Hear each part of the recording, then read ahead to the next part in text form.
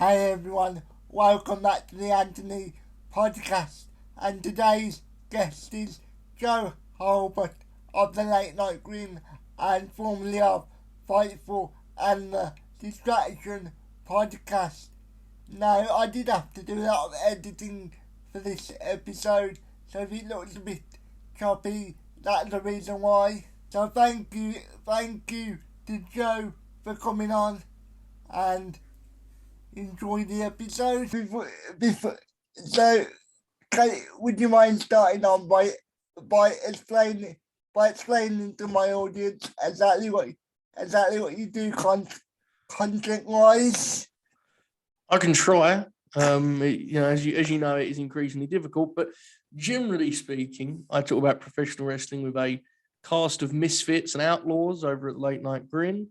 We talk a lot of AEW. We talk increasingly WWE. Not a lot else because that would require us to watch wrestling and be experts, and we are certainly not that. So yeah, I mean, we talk. That's a fair description, right? And we talk wrestling, kind of. And other products. Yes. Well, that's the main part. Like, it's like 15% wrestling, 85% other boxing. You can kind of split up that 85 however you want. Like, there's some basketball, some fast food talk is in there. There's a lot going on, you know. I describe it like your wrestling conversation, more like the dressing to your salad, at least for me anyway. That's good. I like that. What's really interesting is we had that slogan. I think we still use it, which was like, and it was very much self-aware, but it was shoots where it was the measuring stick of wrestling conversation. And that is like an incredible lie that I'm very proud of, you know? Like, us being the measuring stick of anything's funny, but wrestling conversation, no way. What makes me laugh, you obviously have your Fight Force, and then you have your other channels like What Culture and Cult Harley, and they stick to predominantly wrestling, and then you have you guys that go, it's obviously still talk about wrestling, but it's predominantly you guys just taking the piss. It's become like this weird show where we like score points against each other. And like, if there's a wrestler that one of us likes, the rest of us decide we don't like them to just be spiteful. All these other channels you mentioned, they have like real shows and they have like real audiences. And, I haven't got time for any of this. As you know, I mean, we're the outlaws, we just we go on live a couple of times a day and we talk bullshit basically. But yes, that is very much the case. Mostly it's us taking the piss, yes. And I find they want to be taken seriously as wrestling personalities. You guys don't really care like you just want to have a good time. Yes, I have to admit, there is a weird dynamic to that I'm still adjusting to, of like, I'm kind of like half serious wrestling guy because people remember me from The Distraction, right? Which, as you know, was a very serious podcast, obviously. I would no joke. But so I think it's like an adjustment, maybe. Yeah, we're full on. There's no way anyone should take us seriously as like analysts, reporters, scoopsters.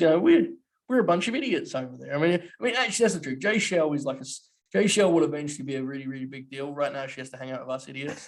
But the rest of us, I mean, look at Bob. Bob's no journalist, is he? Let's be honest here.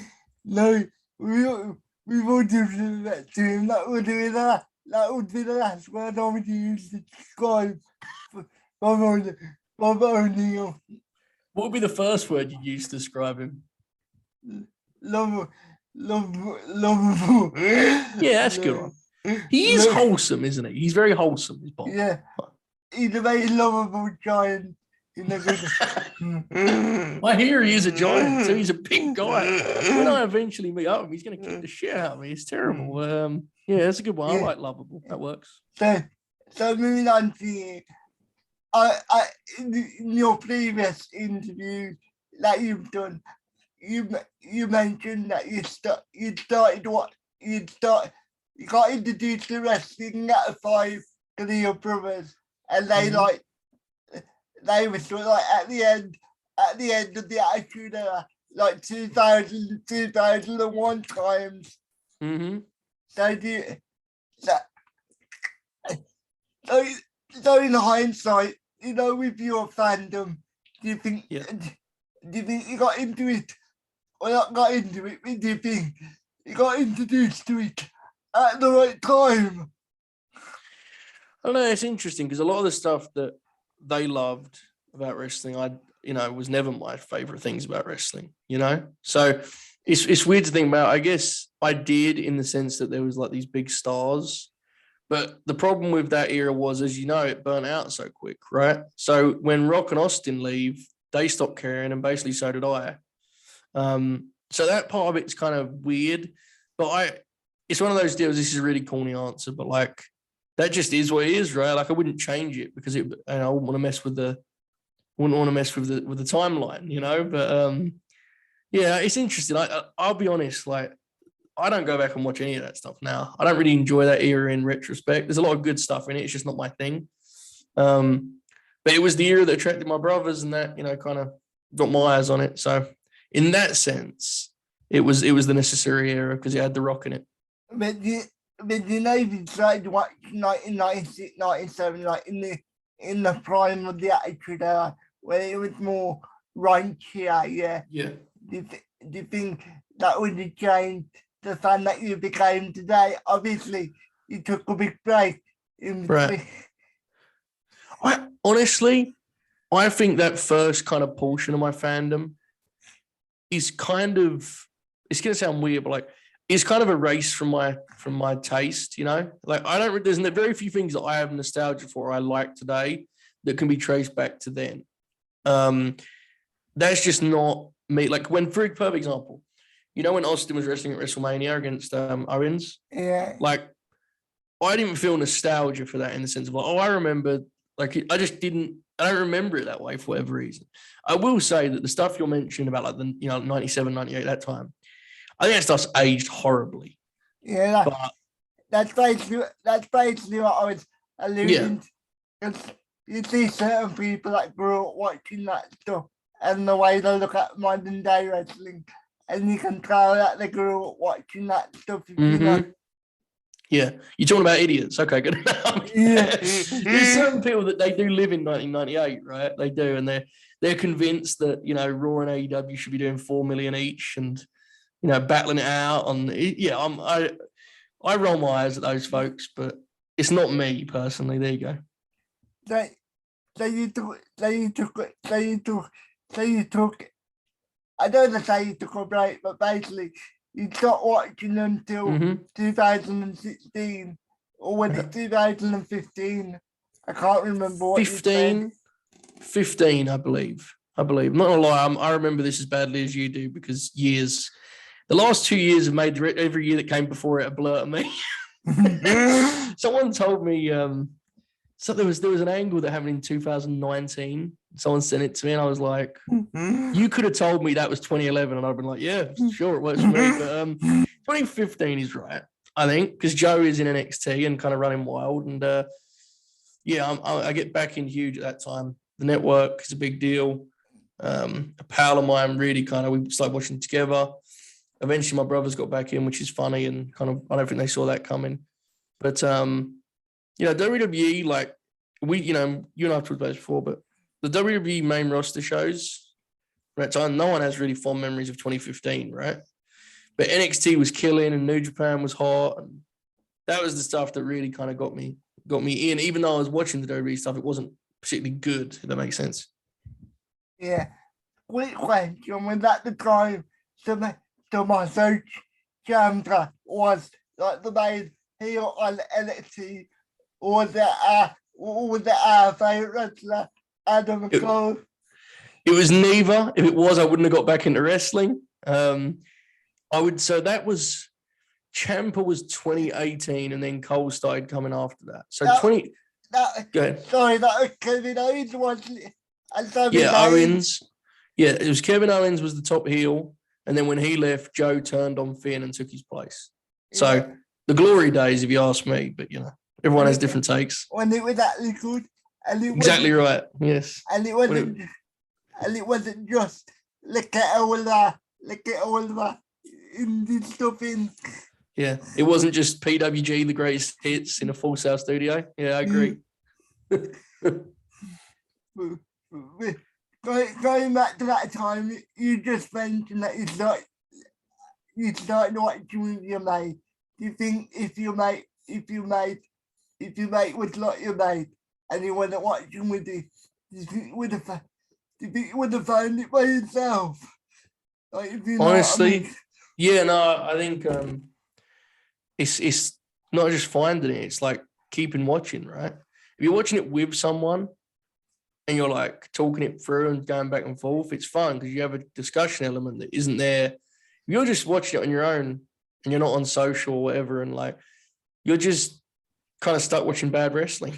Yeah, absolutely. Like sharing it with people is a big. I mean, that's the beauty of like when you create content, right? Is you can kind of create that community element by having like fake online friends. But having one real one was crazy, man. It was nuts. Blew my mind. It's definitely a lot easier when you can talk to people like Yeah. in real life. Because it makes you feel, it either makes you feel less of a dog or you have somebody to be a dog with, if you know what I mean. I think it's the second one. Yeah, I think you still very much feel like a dog, but it's like we are now a team. We're a team of dogs. You know, we're like the young bucks of dogdom. You know what I mean? So it's very good. It does help definitely. So was it a case of you started watching the Royal Rumble and Mania and then you started watching full time, or was it something else? I believe Mania, then getting the network and doing like, because people forget this now, but there was like a way that you approached the network when you first got it, because there was so much on there, right? So definitely Mania, but the big thing for me was all the stuff I was watching in between the new stuff, like falling in love with WCW shows that I'd never seen and watching every single WCW show on the whole app was quite the experience. The Monday Night Wars documentary, watching that first and then watching after and hating the documentary in retrospect. Like, so I got back in for Mania, so that was Mania 2015, I'm pretty sure. But I'm very much, and I said this on the interview with Tom, like I'm very like all in or not all. So once I start watching something, that's it. Like I'm gonna figure out what I just am. It's very, very bad because it means I pick up and drop things very quickly, but it is a real thing that like the timeline's blurred to me because I went from like not watching anything to being like, what, shitty WCW show I'm watching tonight, so it's hard. Is that just stubbornness on your part? Oh yeah. Yeah, I think there's a lot of that. Stubbornness, ego, the generous word for that would be like pride, right? Really, it's ego and stubbornness and, the kind of hard-headed nature of like, I will decide to be, somewhat clued in about this topic. I do it even with films. Like, you go to the movies and most people just watch the film, right? They watch it, they go, that was good. I'm the guy that gets out and like types in the movie name with like Reddit after and just scrolls for a couple of hours and decides if my opinion is allowed. If I think it sucks, I'll seek out other people that agree for 2 hours. I'm nuts, like it is what it is. I used to be that the same, especially with wrestling, but as I got older, but I don't want to say as I got older, but as I learned more and more about the business and about wrestling behind the scenes, I just thought I'm not going to take it too seriously, because at the end of the day, it's just like watching the play, isn't it? At least for me. I definitely think, and I think we both have seen this happen to people, like there are definitely people that lose themselves in the inside baseball stuff, right? Like ultimately, if you aren't having fun with it, you've lost. Like it's pro wrestling. It ain't that deep when you watch it. So I actually am with you.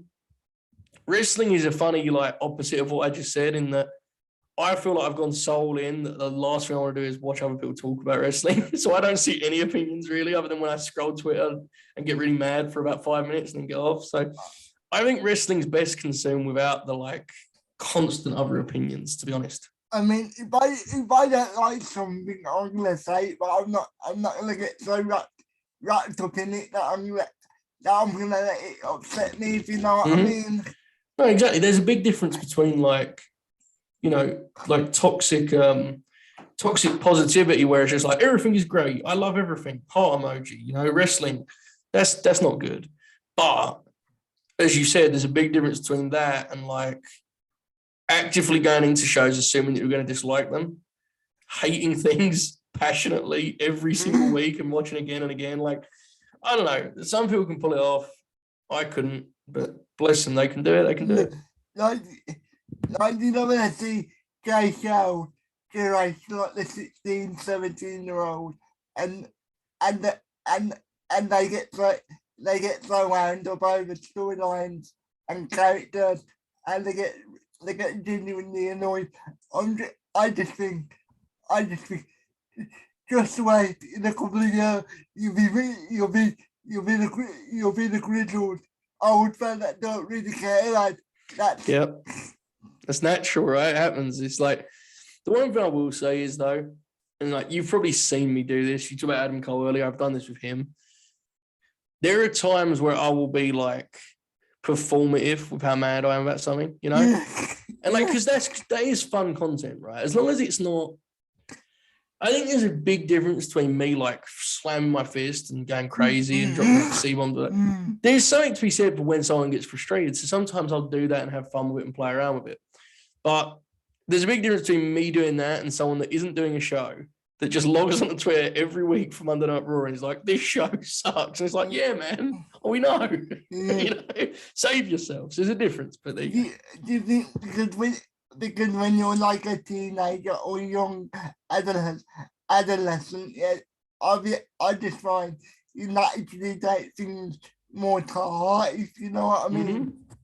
Yeah, there's a general and Jay Shell's not a good example because you know obviously Jay Shell's like she's like older than me up here, you know.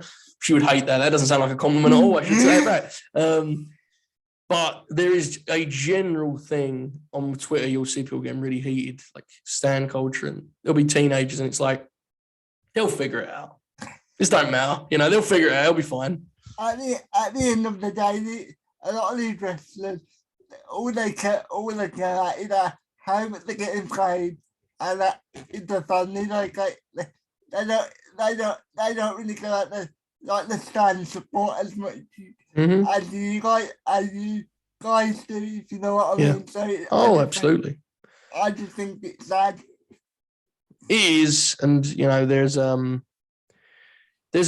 a weird pushback. You know, when wrestlers make it clear they mostly just want to get paid, there's like a weird pushback on that of like he doesn't really want it, and it's like nothing to do with me, right? Like, you know, I mean, our guy Samoa Joe, they got real mad at him for a while. And it's just like he don't care. He's just getting paid and doing his wrestling thing. Let him be, you know. And it's not like he's actively on social media either. So it's not like he's actually going to see what you say. So it's not really worth getting into all worked up about it. Yeah, and that's the thing too. Is so say your favorite wrestler wrestles for WWE, right? And they're never on TV. Yeah. If they tweet how frustrated they are regularly, but then they don't, but then when the time comes, they re-sign. I think as a fan, you're okay to just be a little frustrated about that. You don't have to tweet them, but you can be a little bit like, oh, if they never tweet about being mad, then like, why are you mad? You know? Yeah, I understand completely what you mean, and I think that's what I'm trying to say. To be honest. So there's a place to be a fan, but when you start like losing that barrier, it gets dangerous, right? Yeah. So how did you go from just getting into wrestling, like probably getting into it, to doing writing about? First of all, you did writing about MMA and a bit of boxing. So how did you do that for Fightful? Yeah, so Fightful, I believe Fightful started in, I want to say July 2016. I want to say July 2016. And I was doing boxing MMA stuff there just on like a personal blog and just like trying stuff. And I always like writing, but you never really know how that stuff's going to go, right? So I produced a pretty good catalog of work just on my own. And I sent it to Sean because he did a big thread explaining that he wanted, he explained that if you want an opportunity, you need to go and grab it. You can't wait for it to come, right? Yeah. Which is good advice, very good advice. Yeah. So I sent Sean a DM and he completely ignored me. No, he missed it. So I just there's more that I agree. It does sound like that, but I assumed he just thought I sucked and moved on. But then about 4 months later, he did another tweet thread, exactly the same, Twitter thread the same. And I sent another DM and he was like, oh, I missed the first one. This is good stuff. You're in. So it just shows sometimes you have to get 2 shots up. Sometimes you have to. I know Bob wouldn't agree with 2 shots, but sometimes you do have to get 2 shots up, right? So that's how it worked out. And I said to him in the DM, I was like, I want to do wrestling stuff, and so I did. My first feature was about Bobby Roode, who was in pursuit of the NXT title back then, which is very funny for looking back. January 2017, I did boxing, MMA stuff, and wrestling for years there. Every week I would do a feature for Fightful. So no one really knew or cared, but I was doing features for Fightful for a while there.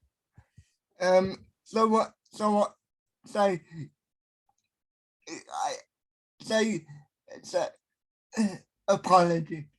So you said with Tom, I believe, I can't remember if you worded it like this, but basically covering MMA and boxing gotta be tired. Is that? I don't know how to describe it, but I think a couple of things. So, firstly, Fightful is a wrestling website, right? Yeah. And I think if you write 3 articles, one about each topic, and only one of them, the wrestling one, gets any kind of reaction or traction, you naturally go more in that direction, right? Yeah. Like I was writing stuff I was proud of, but the boxing MMA side of the site was just, there wasn't a huge audience. The wrestling audience obviously has grown exponentially. I think they're doing, for as far as I know, they're still rock and rolling with MMA and boxing stuff. It just wasn't, particularly built up at the time. That's fine. So that lost my interest. But then the big thing that happened was in terms of, and I know you're probably going to get to this, but we might as well, because the MMA thing ends for me when in the summer of 2019, I became the lead MMA writer, which is like the news, what the great Jeremy Lambert does on wrestling. And let me tell you something, Anthony, if you ever get asked if you would like to be the lead news writer for anything on Fightful.com, you need to say no. You need to run, you need to literally block, ban, delete DM. You need to immediately file up a video and rant. You need to say, no, I'm not doing it. So it's bad. So basically, what you're saying, I need to swerve it. Swerve in its glory, as some would say, on all elite wrestling television. Yes, swerve it at all costs. Swerve it. So basically, because you're getting a lot of, I don't want to say that right, but because people were seeing the wrestling some more, mm-hmm. do you think that was sort of like, in the back of your mind, you were saying to yourself, but I don't know, basically, do you think you were saying to yourself, maybe I'm better at wrestling writing than I am at MMA writing or boxing? Probably. Yeah, I think it's probably something to that. I mean, I think it's a more fun subject in that, like, you can write about it a bunch of different ways. You can write about it from the perspective of like the on-screen stories, or you can do the performer themselves and their improvement. It's more dynamic as a topic, and there was a lot less feature writers too, so you could really kind of play around with the subject matter. So that's a big part of it. But yeah, I think the audience's reaction was the main thing for sure.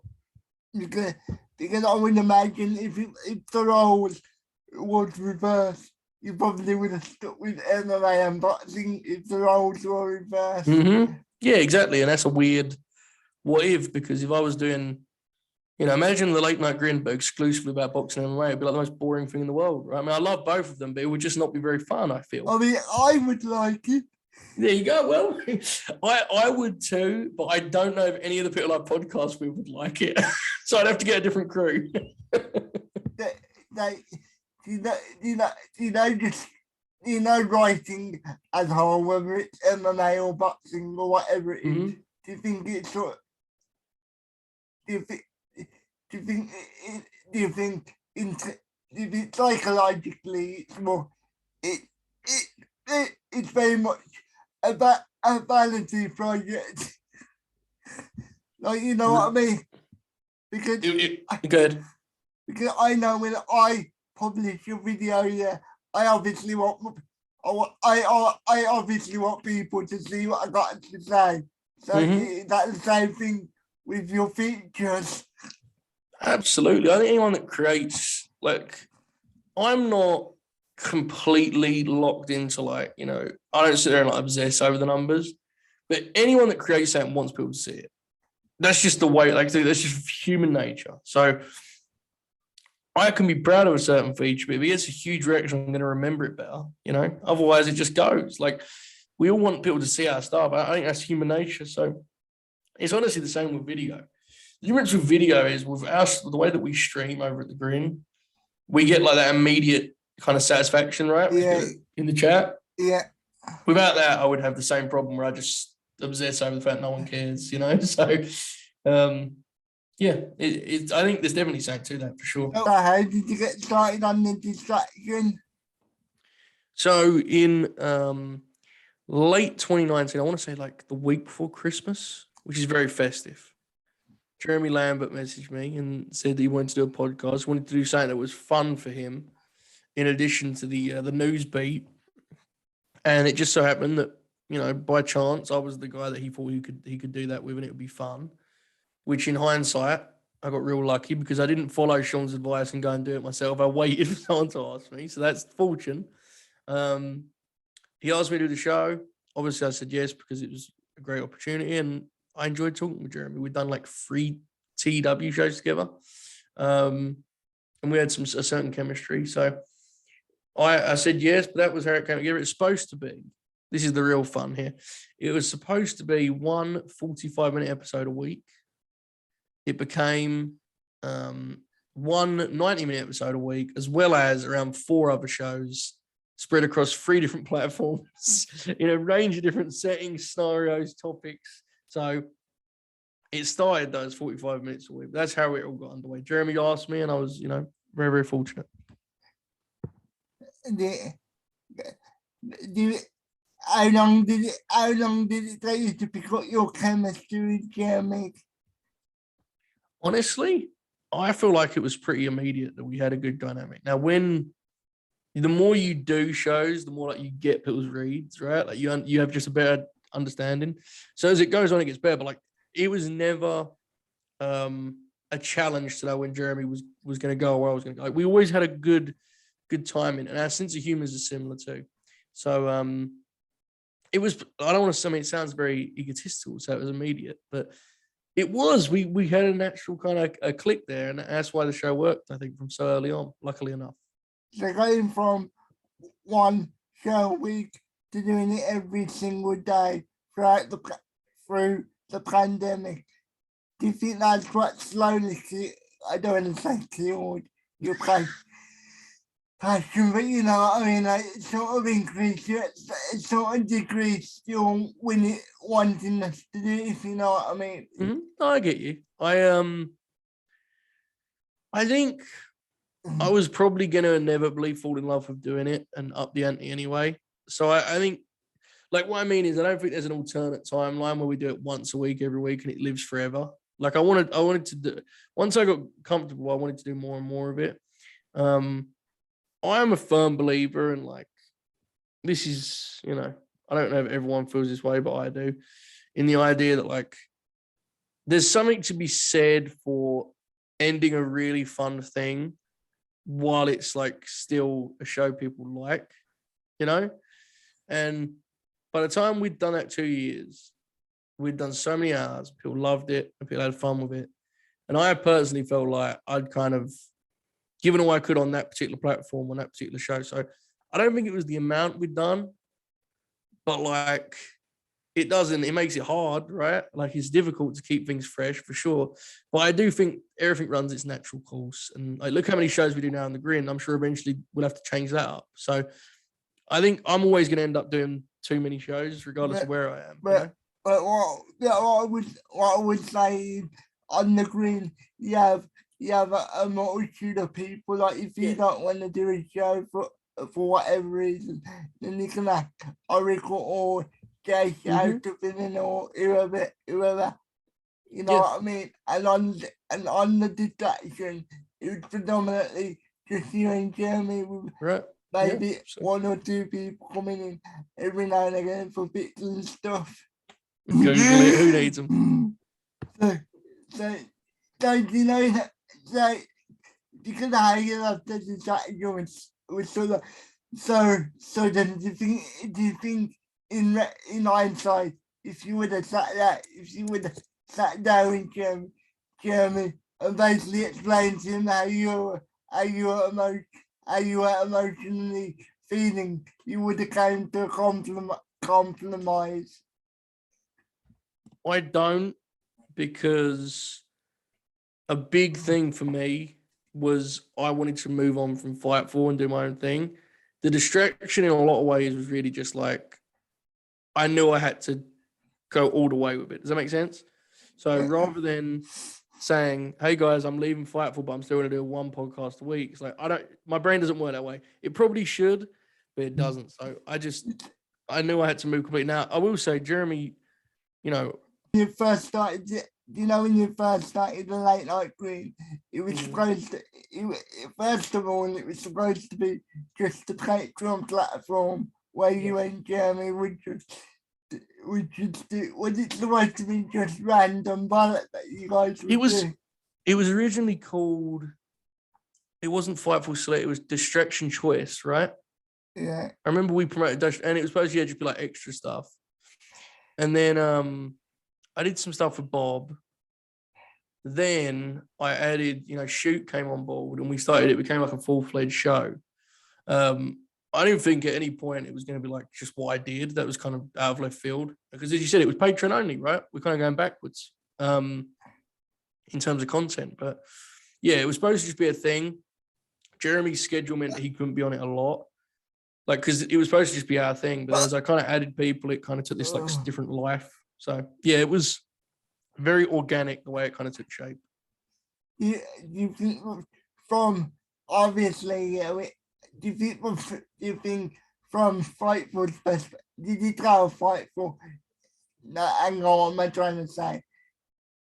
Could you put more people onto the Patreon platform here? Do you think that elevated your personal charisma, if you know what I mean? For sure, yeah. I mean, I didn't do any hosting on the Distraction, right? But like, I now basically host all the shows I do, other than this one, right? That'd be weird if I hosted this, that would be weird, But I host, across the board now. So yeah, it helped me a lot. It also is an element of like very naturally, if you do something as a standalone and people kind of rock with it and are into it, it gives you a belief that you have to kind of get, right? You can't just think it, you have to see it. So it definitely changed my mindset on things. It kind of gave me a certain perspective. I think I was always kind of a little different to the norm, I guess. I don't know. I mean, I am still a bearded white guy, but I would say some different things on those shows. So when I was able to just be on my own platform, it just felt different to me. Not because anyone at Fightful was restricting me or limiting me. They never did. In fact, at times it was the opposite. But it sure feels different when you're when you got the ball in your hands and you haven't got anyone looking over your shoulder. It just does. It gives you a certain, freedom's way too strong a word. It's a wrestling podcast. But you feel there's an excitement to that. We can take this wherever we want to. It's our own thing. So for football fans, would you compare to the big man, small man up front mentality? Like it's better to have a slightly partner than to be upfront with yourself. If that makes sense. I would say the best way to do it in football terms would be, okay, I'm gonna retry here, okay. So at Fightful, I was playing at right back, okay, and I was a good right back, right? I crossed the ball. I was a decent defender, and they appreciated me. They were always good to me. Then next thing I knew, at the late night Grin, I was in central midfield with the captain's arm. You know, and you see me, I'm spraying passes, right? I'm long shots. I'm taking corners. I'm taking free kicks. That's the best explanation I could make, really. I mean, that totally, as you can tell, that was totally not figured out beforehand. I haven't thought about this before, clearly. But that's the best comparison. So basically, at a 5 points, you were the Joe Milner. And like the late night Grin, you're the Kevin De Bruyne. Hey, I like that one. I like that comparison a lot. Yes, exactly.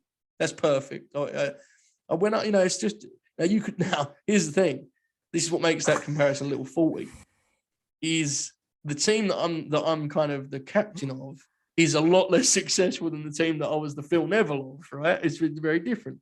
But I'm gonna promote your stuff quickly, Joe, because we are running out of time. We are. I'll be quick. LateNightGrin.com is all you need. The free streams will be there. The Patreon streams will be there. And as you can attest, there are many shows, usually 2 a day. So that's where to go. LateNightGrin.com will clue you in. You sign up for just $1. There are no tiers, just grins. Thanks for having me, Anthony. This has been fun. And thank you for watching, everybody. I know this was